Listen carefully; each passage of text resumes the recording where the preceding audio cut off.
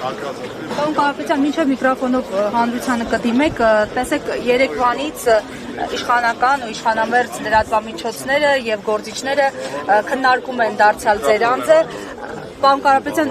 ձեզ դարձյալ մեղադրում են ձեր թիկունքում ունենալու այսպես նախկինների աջակցությունը, նախկին նախագահների, այս առնչությամբ ձեր դիտարկումները։ Ամեն անգամ նույն բանին չեմ ուզում անդրադառնալ, արդեն երևի 4-րդ անգամ նույն բանը խոսացել ենք, նույն բանը ասել ենք, ասենք իրենց առաջի ցուցակի երևի առաջի քվեներ ստացած 4-5 հոգուց մեկը իմիշելով առաջի տեղը վարչապետից հետո հանրապետական ա եղել, երկրորդը կամ երրորդը Բարգավաճ Հայաստան կուսակցության անդամ ա եղել, իրենք ավելի շատ թող կենտրոնանան իրենց անցյալի վրա, մեր մաքուր անցյալում ինչ-որ բան չփորձեն ման գալ։ Կուզենայի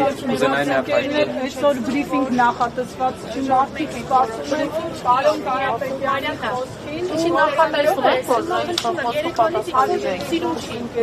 Կարապետյան, ձեզ մեղադրանքներ նախատեսված որ 40,000 դրամներ եք բաժանել իբրև թե մարդկանց, պատասխանում իբրև թե մարդկանց, այստեղ գալ կանգնելու համար նաև ուզում եք մեղադրանքների անդրադառնալ։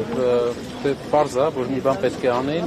իմ հիշելով ինչ որ սկրինշոտ են դրել, իրենք իրար գրած սկրինշոտ են դրել, լուրջ չի, բանը, պարզ է, ասեմ, ի տարբերություն նախորդ իշխանություններին, այս իշխանությունը ունի լավ փորձ մարդկանց գլխին ինֆորմացիոն սարքելու ու այդպիսի բաներ է անում, բայց կարան հանգիստ լինեն, այդպես բան չի լինում, դաղալություն չկա, մարդիկ իրանց կամքով են։ Չէ, բոլորը իրավական առումով արդեն հասուն են ու հասկանում են ու ով էլ որ դիմի հաստատ իրենց կողմից ուղարկված մարդ կլինի, դրա համար այդպես բան չի լինում։ Միջազգային արձագանքներին անդրադառնալով, այս գործի հետ կապված միջազգային տարբեր արձագանքներ եղան։ Այս պահի դրությամբ ինչ ունեք ամփոփելով, միջազգային կառույցների արձագանք ձեր կողմից կա ինչ-որ ամփոփում։ Պարոն Կարապետյանի հայրն ասեց, Նարեկ Կարապետյանը խոսում Մարիամն։ Այո, ելույթով պիտի խոսենք։ Միջազգային արձագանքներին անդրադառնանք, էլի, կա այս պահին ինչ-որ ամփոփում, ովքեր են արձագանքերի կառույցներ, դիմել եք արդյոք միջազգային տարբեր երկրների ներկայացուցիչներին։ Այո, իրավաբանները, մասնագետները հայտարարությամբ հանդես կգան, կա նաև Եվրոպայի հանձնաժողովի պատասխանը, որ հետևում են process-ին, իրենք հետևում են, բայց շատ կարևոր է իհարկե մեր հասարակության ռեակցիան, այս ամեն ինչը արվել է, որ մեր հասարակության հույսերը ջարդվի, հենց դրա համար են անում, որ բոլոր հակազդեցությունների օջախները կարողանան զրոացնել, բայց դա չի լինելու։ Այս ամեն ինչի պատճառը միայն դա է, ներքաղաքական, ներհայաստանյան։ Իսկ ինչ վերաբերում է եվրոպական ու միջազգային կառույցները, մենք ամեն երևի շաբաթ ստանում ենք միջազգային լրատվական միջոցներից հարցումներ եւ հարցազրույց անցկացնելու առաջարկություն, քանի որ բոլորին շատ զարմացրել է։ Ու շատ կարեւոր բան եմ ուզում ասել։ Եթե մենք դեմը չենք առնում այս process-ի, լինում են այն, ինչ այսօր ա եղել։ Այսինքն 6 քահանա, 8 քահանա ձերբակալվել է։ Հիշում եք, իրանք ասում էին, որ պայքարում են մենակ կաթողիկոսի անձի դեմ։ Կաթողիկոսի անձի դեմ են հիմա պայքարում։ Եկեղեցու դեմ են պայքարում, 8 քահանա են ձերբակալել, թող այդ հեքիաթները պահեն իրենց այդ բաներով ոնց որ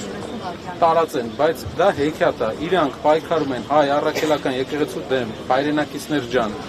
այս իրանց հեքիաթներին մի ավատացեք։ 4 օր առաջ էլի Ադրբեջանի հոգևոր առաջնորդը հայտարարություն է անում, որ առաքելական եկեղեցին վտանգ է, 4 օր հետո էլի 8 հոգու ձերբակալում են։ Ոնց էլ մենք այդ մեսիջը ձեզ տանք, ձեզ մոլորեցնում են։ Ադրբեջանը հրանգավորում է այստեղի իշխանություններին ինչ անեն պարոն։ Գիտեք, կա դեդուկցիա եմ ես հետ գնում, այսինքն կա փաստ եւ այդ փաստից նախորդած ամեն Ադրբեջանի հոգևոր առաջնորդի հայտարարությունից մի քանի օր հետո տեղի ունենում այսպիսի մի դեպք։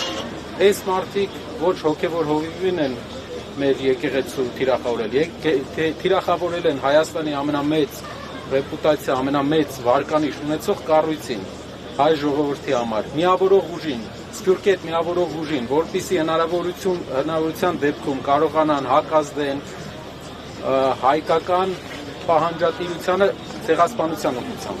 Այսինքն, որպեսզի ցեղասպանության հետ կապված մեր ազգի բոլոր պահանջները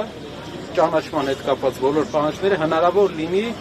ինչ որ ձև Հայաստանում արդեն չեզոքացնել։ Այս ամեն ինչ 8 քահանա, ես զարմանում եմ ինչ դեգրադացիա գնում իրանց մոտ։ Հանրային քաղաքական շրջանակները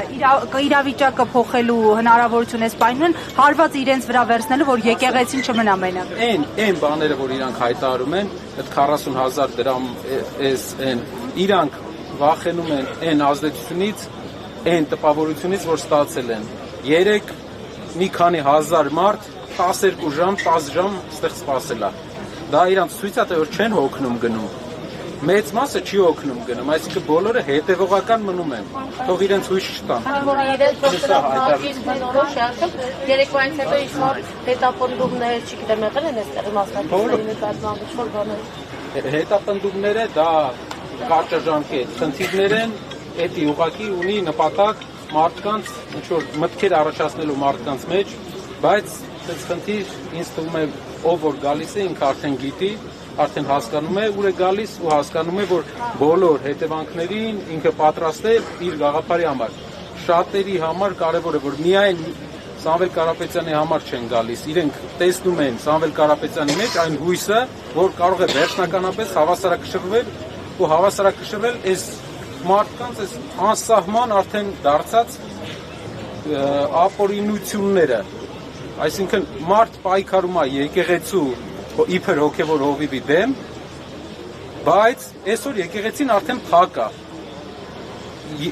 Ինչն է, ինքը ասում է ես եկեղեցու հետևորդ եմ, եթե եկեղեցու հետևորդ ես, 8 քահանա,